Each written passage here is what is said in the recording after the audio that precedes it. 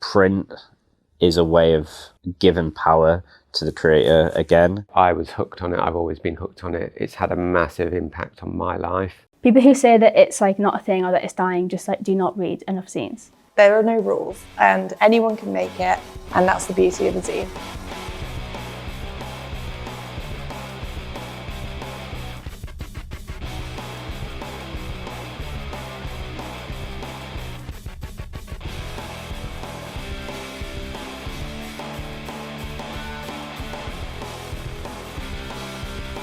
If you think of a typical zine, then it's a stapled, sort of textured.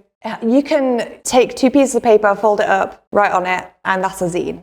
Zines are more important than magazines. You can do whatever you want. Like, people make zines on the most random niche topics because it's just a creative outlet and people should be able to write whatever they want. If you have your own, you can do anything that you want. In a world where we feel like maybe the media is so controlled, so unbelievable, this is like free and true and feels like, thank God we've still got stuff like this happening.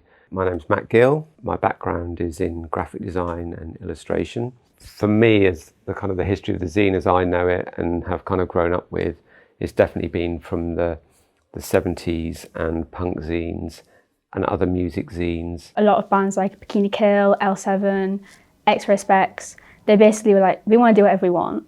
And we're sick of men kind of dominating like the alt scene. I'm Imani, I'm 21, and I'm from North Yorkshire. Femicide, it's a zine. It's about feminism, riot girl culture, kind of based in that 90s movement, but a more modern version, so it's more inclusive. A big part of it, aside from the music, was like people would make their own little like fan magazines of the bands and kind of the messages that they were pushing. And they were very like DIY, cut and stick. Like, girls were definitely just making them in their bedrooms and like photocopying them. There's been a big culture of people kind of producing their own commentary. They're excited about, you know, a band or a music movement. They can't find a magazine that's like that, so make one myself. All of that has kind of like continued to grow through the 70s, 80s and 90s.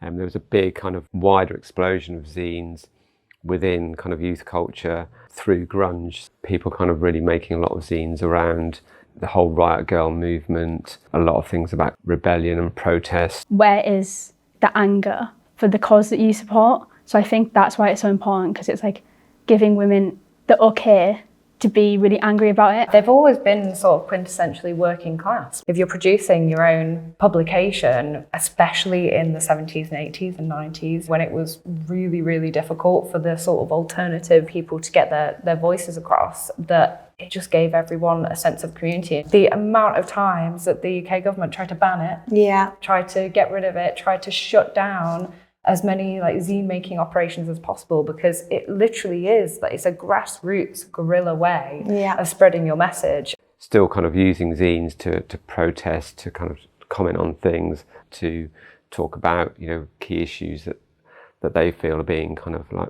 marginalised. There's a whole massive long history with DIY publishing and activism. My name is Craig Proud. The past few years we've kind of opened the studio up more for other people to share the facilities. I don't think that should be a boundary for people's creativity. I don't think it needs to be a boundary for activism or publishing. In a nutshell, they are a way of sharing information. There's a voice for everyone within zines. They've always inherently been a way for people to express themselves. Try and find community and try and find people that are interested in the same things as you. My name's Emily.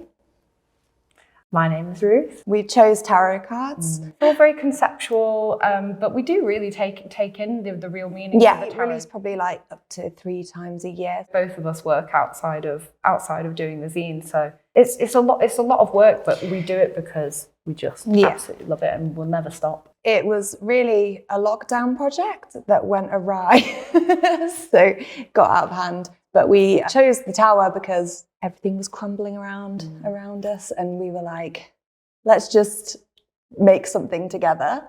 I was at an event called Raw Print. The Raw Print live lectures started in 2014. It's ran by Matt Gill, who used to bring in a different magazine editor, owner. They would talk about their magazine and how they got there, what they do, success stories, failures. We had a real big range of people that we then documented in these two issues of Metazine.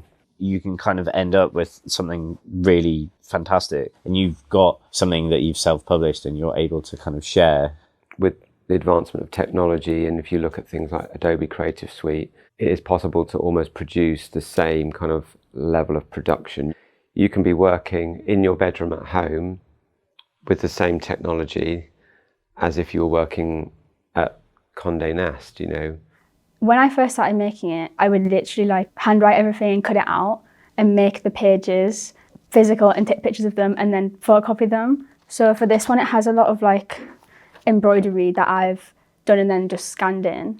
But I want it to be kind of like sleek still. So it is typed out and like laid out digitally, but I still want it to have that kind of handmade feel, but I want it to be like a really nice object that you want to collect. With Metazine, I want to document what's happening here. It feels important, it felt significant. It was almost like every little part of it, I was trying to sort of think, how can we make that a bit different, make that a point of interest. I really wanted to use risograph because I just love the aesthetic of it. So then talking to different people, and then got led to go and talk to Dizzying and to speak to Craig and Ben. We're kind of like high-end DIY. So we're still using a lot of techniques, but we have the knowledge and access and facilities to combine lots of different things together to make things look really high-end.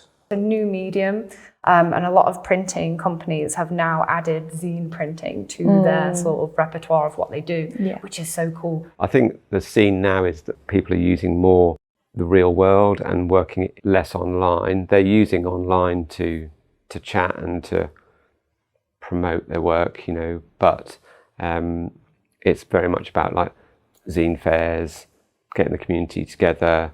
At the end of the first raw print that I went to, they kind of said, not Zine Fest has taken place. Like I think with all of these things, they sort of grow from sort of small little seeds, don't they? And then they get bigger and bigger.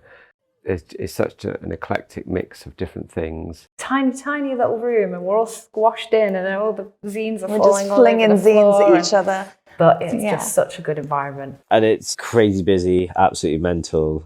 All the people were so nice as well. Like I feel like that's the more important part rather than just selling them. We don't go there as much to sell, but to connect. Just to connect with people. Possibly some of the most friendliest places to go. And I think the community is really vast, really varied. And I think it's nice for people to get out, and whether you are a maker and you're sharing your work, you're selling your work, or whether you're a kind of punter and you're coming to buy some zines. For quite a few years, it was one of the busiest creative daytime events in the city.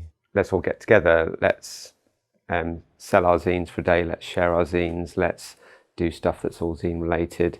Like, it's a really open but valid and exciting event. There's so many amazing zine publications out there and so many independent creatives just putting their little slice of their world out there. And I just think there's something really intimate and really lovely about that. We need to hold on to those things because I think it defines us as who we are as humans. You know, we can make these things, we can think these things, and then we can actually bring them out there into the world. And then I can be really excited, satisfied, fulfilled with that. And then I can share that with you. I can give a copy to anybody, and you then find that other people actually think the same as you. It's just massively enriching. It's beautiful to get into for the community, but also for yourself as an artist and a writer to practice that and get comfortable with other people reading your work. Make your own zine. If you do it in like 10 minutes, or if you spend a really long time and plan out a big project, it doesn't matter if nobody reads it. I think that's what stops a lot of people, because I thought that. Stop worrying so much if people will like it and just make it because you want to.